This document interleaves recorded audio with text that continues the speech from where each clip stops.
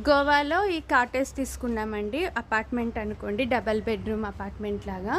2 డేస్కి 6000 అనమాట. ఇలా హాల్ లాగా ఇచ్చాడు, ఫ్రిడ్జ్ ఇచ్చాడు. ఫ్రిడ్జ్ అయితే వర్క్ అవుతుంది. పెరుగు ప్యాకెట్ కూడా పెట్టేసినాం తీసుకొచ్చి.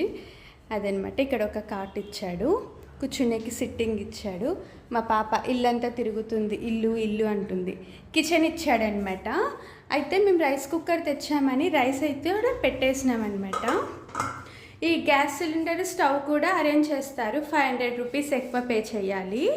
ఇంకా మాకేం అవసరం లేదన్నట్టు మేము తీసుకోలేదు. ఇది ఒక బెడ్రూమ్ అండి.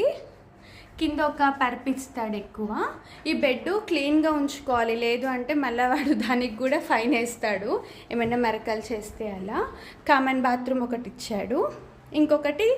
ఇంకో బెడ్రూమ్ అండి. ఈ బెడ్రూమ్కి ఒక బాత్రూమ్, అటాచ్డ్ బాత్రూమ్ ఇచ్చాడు.